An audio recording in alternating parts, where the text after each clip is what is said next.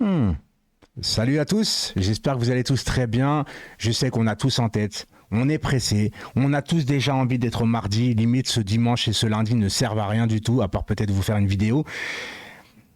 Il m'a fallu du temps pour avant de faire le match retour, voilà, d'encaisser ce match aller, parce que bien évidemment, vous me connaissez, je suis spontané et je m'excuse pas d'être m'être énervé pour le match aller, parce que pour moi, on devait faire mieux que ça et que le match retour, bien évidemment qu'on y croit, parce que si tu y crois pas, en étant juste mené 1-0 pour le match retour au Parc des Princes pour aller en finale avec des champions, tu y croiras jamais. Euh, Parce que c'est rien, un but, en vérité. C'est comme si c'était sur un match et tu prenais un but à la première minute de jeu et tu en restes 89 derrière pour égaliser et prendre l'avantage. C'est ça aujourd'hui, parce que bien évidemment, ce qui nous sauve, c'est qu'il n'y a plus la règle du but à l'extérieur. Oui, parce qu'il y aurait eu le but à l'extérieur. Tu te dis, ça aurait été un peu plus compliqué parce que tu gagnes 2-1, bah t'es éliminé quoi. Que là, bon bah tu gagnes 2-1, frérot, tu vas jusqu'en prolongation. Bien évidemment que après, je vais vous donner ma compo, la compo que j'aimerais, donc restez bien jusqu'à la fin ou le milieu de la vidéo, j'en sais rien encore quel moment je vais en parler. Je vais pas revenir sur le match aller parce qu'il y a eu des choses qui m'ont un peu énervé. À chaque match aller, il y a toujours un truc qui va pas au Paris Saint-Germain et au match retour, c'est là qu'on est en mode pomper up. Tant mieux. Mais si on va en finale, frérot, il va falloir dire à Enrique et au PSG que ça se joue que sur un seul match, les gars. Parce que oui, parce que là, il n'y aura pas droit à l'erreur en vérité, tu vois. Alors moi, je veux bien qu'on me dise que Enrique juge au match aller et puis après ajuste au match retour, mais tu peux aussi te mettre à l'abri au match aller pour être tranquille et pas prendre de risques en vérité, tu vois. Parce que le match aller, pour une fois, tu te dis, bah Enrique ne crée pas la surprise au niveau de la compo, il t'instaure son 4-3-3, sauf qu'il change l'animation en mettant Dembélé dans l'axe en fait. Et j'aimerais beaucoup que le Paris Saint-Germain, et je pense qu'Enrique doit avoir conscience de ça, et que le PSG a des valeurs sûres maintenant, alors peut-être pas collectivement à 100%, mais on fait peur aux autres quand même avec notre équipe, etc. Et je pense qu'au lieu de s'adapter à l'adversaire, ça serait plutôt bien, je pense, de jouer notre jeu en fait et faire peur convenablement, genre Dembélé complètement à droite qui longe la ligne et que Hakimi peut dédoubler et en plus Hakimi peut passer dans l'axe, qui nous réussit vraiment très très bien jusqu'à maintenant. Je sais pas pourquoi il y a eu encore ce truc de Dembélé pour soi-disant bloquer Emre Can. Pareil, tu fais rentrer comment que ça s'appelle, l'autre tartuffe de Kolo Muani parce que tu veux pas prendre de risque de prendre le deuxième but parce qu'il y a un match retour, et ça je peux l'entendre finalement, tu vois, on n'avait pas trop jugé par rapport à ça, et que tu peux pas faire rentrer Gonzalo Ramos parce que Gonzalo Ramos, ce serait à la place de Kylian Mbappé et que tu voulais pas sortir Kylian Mbappé, donc tu mettais Kolo Muani à gauche pour aider Nuno Mendes avec Sancho et l'autre, voilà, je sais plus quel joueur. Donc ça peut s'entendre tout ça, sauf que là, il va falloir mettre les bouchées doubles au match retour, et bien sûr que là, il va falloir tout donner. Tout donner, c'est-à-dire qu'il va falloir, bah voilà, hein, y aller. Alors, pour ma compo, je vais y aller maintenant parce qu'en vérité, ça sert à rien de tergiverser, de perdre du temps là-dessus. Je pense qu'au but, de toute façon, tu mets Donnarumma, il n'y a pas de surprise. Et d'ailleurs, gros soutien à Lucas Hernandez en parlant de compo, parce que bien évidemment qu'il s'est encore fait les croisés, donc bah, beaucoup de temps d'indisponibilité. Et c'est là que ça va coincer dans l'axe. Alors, latéral gauche, on va mettre Nuno Mendes en espérant que le monsieur va pas faire le match aller quand même. Autant de prestations comme ça, je trouve que c'était lamentable de sa part. Alors, après, je vais pas lui tomber dessus. À chaque fois qu'il a joué, moi, j'ai toujours apprécié Nuno Mendes. Sauf que là, il a vraiment foiré son match. Et il va falloir vraiment qu'il se remette vite en condition. Parce qu'avec un Sancho à côté de lui, qui l'a humilié au match aller, j'espère qu'il va prendre doublement une revanche sur ça, sur le match qu'il a fait, plus sur Sancho. À droite, bien évidemment, bah, Hakimi. Dans l'axe, Marquinhos, et là, ça coince. Ça coince parce que, alors, bien évidemment, avec les surprises d'Enrique, j'ai peur qu'il nous mette Skriniar. Je te le dis honnêtement, ouais, c'est impossible qu'il mette Skriniar parce qu'il est rentré il y a dernièrement, hein, Skriniar quand même. Ouais, mais il n'a pas les faveurs. Ah bon? Skriniar, avant qu'il se blesse, il était tout le temps titulaire alors qu'on réclamait tous Danilo titulaire, mais c'était toujours Skriniar qui jouait. Alors attention les gars, je dis pas qu'il va le mettre, et j'ai peur un peu de ça, parce que Skriniar, les gars, c'est bloc bas et c'est pas comme ça qu'il va falloir jouer. Moi, je pense que tout le monde veut Danilo et je veux aussi Danilo, mais je pense que Enrique va mettre Beraldo parce qu'on doit jouer bloc haut, parce qu'on court après le score. Notamment bien débuter le match aller, hein, de pas pouvoir faire ce que tu veux, parce que si tu mets Danilo, forcément tu joues un peu plus bloc bas. Et là, tu vas pas attendre ton adversaire parce que ça va être à toi d'aller chercher le résultat, tu vois. Et je sais pas comment va jouer Dortmund et on va y revenir après par rapport à l'attaque, justement. Donc moi, je mettrais Danilo, mais je pense que c'est Beraldo qui va commencer le match. Dites-moi en commentaire. Et d'ailleurs, en parlant de tout ça, les gars, j'en parle jamais. J'en parlais tout le temps dans les lives, mais jamais dans les vidéos. N'oubliez pas le like, les gars. C'est pour le référencement, c'est pour m'aider dans mes vidéos, bien évidemment. Et abonnez-vous si le contenu vous plaît. Et active la cloche de notification, blablabla, blablabla. Milieu de terrain, je te mettrai Vitinha, bien évidemment, aucun doute là-dessus. Zaïre Emery, en espérant qu'il fasse un meilleur match que le match aller, parce que c'est pas parce que c'est un Titi qu'on doit pas dire les choses, en vérité. Zaïre Emery a été pas bon au match aller, mais bon, à 18 ans, est-ce qu'on doit malheureusement compter sur un gamin de 18 ans pour ça? C'est pas normal, en fait, tu vois. Je trouve que c'est pas normal, mais il va falloir compter. C'est un titulaire maintenant, il va falloir le juger en tant que titulaire. Moi, je mettrais à côté d'eux, bien évidemment, notre guerrier, mais je pense que Enrique va refaire confiance à Fabian Ruiz. Quand je dis notre guerrier, c'est un peu Ugarte, même si c'est vrai qu'il a baissé beaucoup de niveau. Alors, on n'est pas au courant de ce qui se passe avec Ugarte, parce que Ugarte, rappelez-vous quand même, les 6 premiers matchs de championnat, c'était limite 6 fois du match. Et je plaisante pas quand je dis ça, tu vois, c'est le mec, il était partout. C'est limite, c'est lui qui récupère, c'est lui qui déborde, c'est lui qui centre, c'est lui qui met la tête, quoi.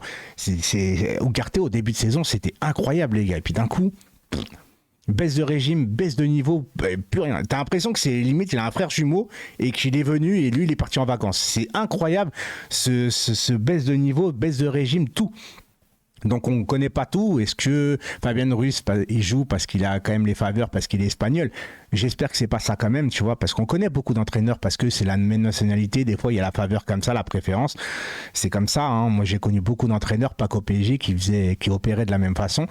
Moi je mettrais Ugarte pour mettre un peu plus d'impact, parce que Fabian Ruiz quand même, bon, il est vrai qu'il aurait marqué un des 2 buts de la tête, peut-être que notre jugement aurait un peu changé, mais quand même Fabian Ruiz, on va pas se mentir, il fait beaucoup de passes dans l'axe raté, il est lent, et là il va falloir mettre du tonus, il va falloir être plus rapide, parce qu'au match aller, les gars, franchement, ce qui manquait aussi, c'est que les transitions, elles étaient lentes. T'avais l'impression que Dortmund, voilà, ils étaient 20 sur le terrain, comme je te dis, et que tu pouvais pas les contrer. T'avais l'impression, même si t'as eu beaucoup d'occasions en étant mauvais en deuxième mi-temps. Tu vois, c'est ça qui est dingue. C'est que t'étais mauvais et t'as eu beaucoup d'occasions. C'est pour ça que j'ai beaucoup d'espoir pour le match retour. Mais il va falloir quand même faire attention parce que Dortmund ont aussi eu des occasions au match aller, tu vois.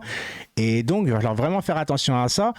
Donc au milieu de terrain, je mettrais quand même Ugarte et l'attaque. Alors l'attaque, bien évidemment, pour l'instant, Dembélé, Mbappé, c'est sûr, clair, net, précis. Tu peux pas faire, de toute façon, il n'y a aucun débat là-dessus. Le débat qui se pose, c'est est-ce que tu mets Mbappé à gauche, tu mets Gonzalo Ramos dans l'axe, ou tu continues à remettre Barcola à gauche pour provoquer un peu plus, etc. Le truc de l'attaque de Barcola, Mbappé, Dembélé, je trouve que ça marche super bien quand tu es en transition rapide, surtout quand tu vas en contre.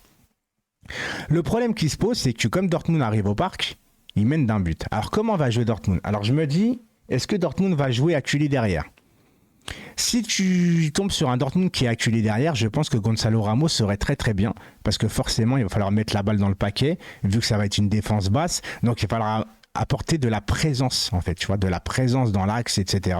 Et Gonzalo Ramos serait parfait parce qu'il va falloir redoubler, dédoubler plein de centres, et qui est de mieux que Gonzalo Ramos au centre, voilà, pour prendre les ballons. Maintenant, est-ce que Dortmund est capable de jouer comme ça ou ils vont garder leur jeu en vérité et donc jouer leur jeu? Et s'ils jouent leur jeu, eh ben, il vaut mieux commencer par Barcola, Mbappé et Dembélé et finir avec une entrée de Gonzalo Ramos. Je ne sais pas comment va jouer Dortmund en vérité. Et là, forcément, tu peux aussi t'adapter à l'adversaire. C'est-à-dire qu'à la mi-temps, si tu vois que Dortmund reste acculé derrière et que tu as commencé avec Barcola, eh ben, frérot, tu sors Barcola. Alors oui, c'est vrai qu'Mbappé à gauche, le seul souci, c'est qu'en mettant Mbappé à gauche, même si Mbappé est meilleur à gauche, c'est qu'il y a un certain déséquilibre dans l'équipe, c'est que Mbappé ne défend pas. Donc si tu mets Mbappé à gauche, déjà que Nuno Mendes a du mal avec Sancho, et ben là ça va être un peu compliqué. Mais si tu n'arrives pas à mettre ce but-là, bah Gonzalo Ramos va être indispensable. Et nous fais pas rentrer Kolo Muani, s'il te plaît, Luis Enrique, s'il te plaît. Et je voulais revenir à mon énervement un peu du match aller, et je m'excusais pas d'ailleurs, parce que tout simplement, j'ai envie de te dire, les gars, on juge match par match. C'est pas, tu débriefes un match en pensant au match retour. Non, tu es obligé de juger le match tel qu'il est, tu vois. Bien sûr qu'on y croit au match retour, mais j'étais pas content du match aller et je reste pas content d'ailleurs, tu vois. Moi, parce que je suis perfectionniste en fait, en vérité. Et j'ai conscience du niveau de l'équipe et de ce qu'on pourrait faire avec cette équipe, même si j'ai conscience qu'il y a eu un nouvel entraîneur, des nouveaux joueurs, etc. Mais c'est pas une raison, on peut faire mieux. Tu vois, on peut faire mieux. Donc, Enrique, je pense qu'il s'est trompé au match aller. Il fera pas les mêmes erreurs. J'ai confiance en lui. Mais attention quand même Enrique, parce qu'il a fait une erreur au match aller contre le Barça, il a fait une erreur au match aller contre Dortmund, il a fait une erreur à Newcastle, il a fait quand même pas mal d'erreurs à Milan, qui a failli nous coûter une place en Europa League. Donc attention quand même, parce que les erreurs se succèdent en vérité, et quelquefois tu prends pas conscience de ces erreurs parce que tu vas au bout de tes idées. Après, ça peut être un mal comme un bien en vérité, et Luis Enrique peut nous faire gagner avec des champions comme ça, et on sera tous là à chialer. Dernière chose, pour ceux qui ne peuvent pas aller au Parc des Princes et qui sont seuls, ou peut-être 2, 3, j'en sais rien, je serai au restaurant à côté du parc pour le match, parce qu'ils diffusent le match, les 3 obus, je ne sais pas si vous connaissez, on y sera.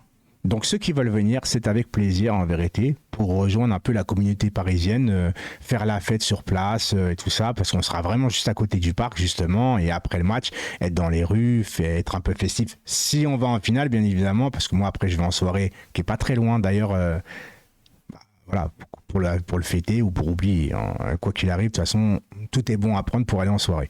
Voilà pour mon match, mon prono maintenant, je dirais... Putain. Il y en a beaucoup, ils voient 3-4-0 les gars, mais c'est comme au match aller, beaucoup se sont enflammés parce que on pense que Dortmund c'est des peintres, c'est pas des peintres les gars. S'ils ont réussi, vous vous rendez compte quand même qu'ils ont réussi à mettre 4 buts à l'Atlético Madrid quand même, c'est pas rien les gars. Éliminer l'Atlético Madrid, on pense que c'est comme ça. Alors oui, c'est pas l'ancien Atlético Madrid qu'on a connu qui bétonne, etc. Mais ils ont quand même éliminé l'Atlético Madrid quand même les gars. Enfin, Dortmund ça reste une équipe qui sont là et qui mérite d'être là en demi-finale. Si eux ils y sont et pas les autres, c'est qu'ils ont été meilleurs, c'est tout simplement. Donc à un moment donné, il va falloir faire attention. Moi, je vois pas une grosse victoire non plus, hein. J'ai envie de voir un 3-1 comme ça, tranquille, mais moi je vois un 2-1. Oui, je sais qu'il va falloir être cardiaque. Il va falloir pas être cardiaque surtout. 2-1 et on gagne en prolongation 3-1. Ouais, parce que j'ai pas envie des pénaltys non plus. Non, les gars. Mais je nous vois une victoire, je nous vois passer, je nous vois aller en finale. J'y crois fort, dur comme fer. Est-ce que je préfère le Bayern ou le Real ? Écoute, on verra après. On verra après. À l'instant T, de ce que j'ai vu au match aller, j'ai plus l'impression qu'on aurait plus de mal face au Bayern que face au Real. Attention, je dis pas qu'on va gagner le Real ou qu'on va gagner le Bayern. Non, c'est pas mes propos du tout. Je dis juste qu'on aurait plus le ballon avec le Real, mais en même temps tu te dis que justement d'avoir le ballon c'est peut-être pas notre jeu non plus, mais le Bayern de ce que j'ai vu c'est quand même très solide, c'est vraiment très solide, ils sont sûrs de leur jeu, ils sont très techniques, c'est très pas chirurgical, mais ce que je veux dire c'est que c'est très précis, tu vois, et j'ai l'impression qu'on aura un peu plus de mal face au Bayern, c'est comme ça que je vois les choses, hein. Même physiquement et tout ça, je les trouve vraiment prêts, mais je pense que le Real va quand même aller en finale. C'est le Real, quoi, j'ai envie de te dire. Mais voilà, t'as perdu une finale contre le Bayern. Est-ce que t'as envie de retaper encore le Bayern, le storytelling un peu de la revanche face au Bayern? En plus, il y a Tuchel aux commandes et tout ça. Ou est-ce que tu veux faire genre la storytelling, le Real, parce que tu veux que ce soit Mbappé qui marque le but final, parce qu'après il va là-bas? Moi, je suis même pas sûr qu'il va aller au Real. Je suis même pas sûr qu'il va partir du PSG. Je suis pas sûr que s'il part du PSG, qu'il aille au Real. On verra ça plus tard, c'est pas le moment. Donc voilà, écoutez, c'était une petite vidéo tranquillement. Alors, je vous préviens, il y a plus de montage, hein. Moi, c'est en mode, je m'en fous complet, je m'en bats la race. Vraiment, je vous mets la vidéo telle quelle. S'il y a des bugs, il y a des bugs. Il n'y a plus de zoom, des zooms sur mon visage pour duper votre cerveau, pour que vous restez plus longtemps dans la vidéo. Ouais, je suis en train de niquer le business de certains sur YouTube, mais ça se fait depuis longtemps. Vous connaissez un peu les rouages de tout ça. Plus de visuel, on y va, on parle. Voilà, j'ai envie d'être moi-même et puis de plus trop prendre de temps, faire 2 heures de montage pour une vidéo de 8 minutes, ça va 2 minutes les gars, on est là, on parle ensemble et voilà. Je vous souhaite à toutes et à tous un très bon match mardi soir parce que ça va être stressant. C'est quand même une place pour la finale de la Ligue des Champions, notre deuxième de l'histoire peut-être. On va être tous ensemble, en plus ça va être au parc, donc franchement ceux qui vont être au parc, ils vont vivre je pense une soirée exceptionnelle en espérant que le résultat soit de notre côté. Et puis pour tout le reste, bien évidemment, je vous donne rendez-vous aux 3 obus avec plaisir. Alors c'est pas mon resto, hein, mais bon, on y va, on peut se rencontrer là-bas, on peut parler foot, c'est vraiment avec plaisir. Moi j'aime bien ma communauté, donc c'est pour ça que sur Instagram, j'ai posté une story en disant ceux qui veulent venir, etc. Vous étiez quand même 97% à dire oui, on peut se rencontrer à Paris pour vivre le match. 97%, je peux pas faire ça à la maison, les gars. Hein. 97% de ma communauté sur Insta, ça risque d'être compliqué, les gars. Donc allez Paris, on y croit et rendez-vous mardi soir pour le débrief. Et voilà, tout simplement. Ciao, ciao.